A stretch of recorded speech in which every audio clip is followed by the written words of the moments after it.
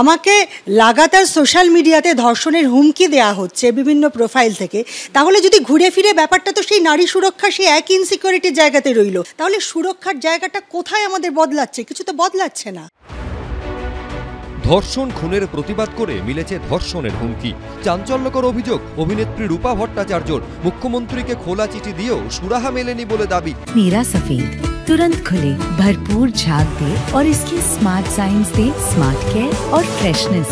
मेरी चॉइस मेरा सफेद। আরজিকর কাণ্ডের প্রতিবাদে শরিক হয়েছিলেন রূপা ভট্টাচার্য, অংশ নিয়েছিলেন রাত দখল কর্মসূচিতেও। অভিযোগ, তারপর থেকেই সোশ্যাল মিডিয়ায় তাকে লাগাতার ধর্ষণের হুমকি দেওয়া হচ্ছে।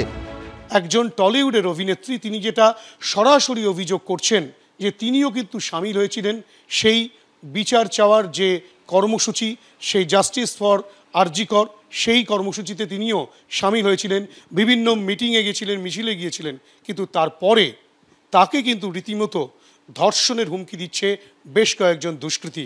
বিগত কিছুদিন ধরেই সোশ্যাল মিডিয়াতে বিভিন্ন প্রোফাইলে, আমার প্রোফাইলে নয় অন্যান্য মানুষের প্রোফাইলে, যাতে প্রতিটি মানুষ দেখতে পায়, এরকম বেশ কিছু অ্যাকাউন্ট থেকে অশ্লীল অশ্রাব্য ভাষায় আমাকে লক্ষ্য করে, আমাকে ট্যাগ করে বারবার ঘুরিয়ে ফিরিয়ে একটা কথাই বলা হচ্ছে, তুই মুখ কেন খুলছিস, দুর্নীতির বিরুদ্ধে তুই মুখ কেন খুলছিস। এটাও বলা হচ্ছে পুলিশ আমাদের কিছু করবে না, তোর বাড়িতে ঢুকে তোকে রেপ করে আসবো, অষ্টমীর দিন করবো, দশমীর দিন করবো। অভিনেত্রীর অভিযোগ, লালবাজারের সাইবার সেলে ইমেল করেও কোনো উত্তর পাননি, সহযোগিতা পাননি পুলিশের কাছে। বিহিত চেয়ে খোলা চিঠি দিয়েছেন মুখ্যমন্ত্রীকে।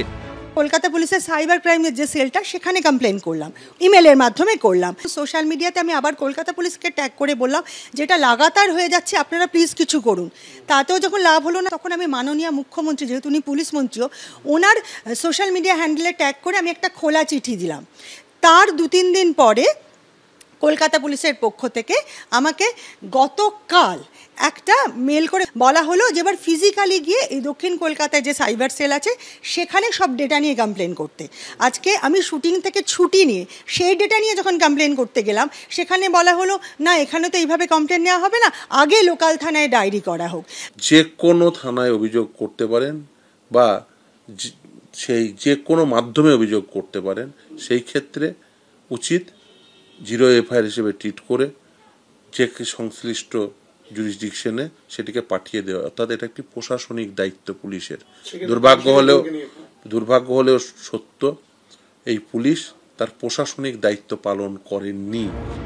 এই প্রসঙ্গে কলকাতা পুলিশের সাউথ সাবারবান ডিভিশনের সাইবার সেলের পক্ষ থেকে জানানো হয়েছে, অভিনেত্রী অভিযোগ জানাতে এসেছিলেন কিনা বা অভিযোগ নেওয়া হয়েছে না নেওয়া হয়নি তা খতিয়ে দেখা হচ্ছে। পাটুলি থানার পক্ষ থেকে জানানো হয়েছে, অভিনেত্রীকে অভিযোগ জানাতে বলে ফোন করা হয়েছে, এতে অভিযোগের তদন্ত হবে।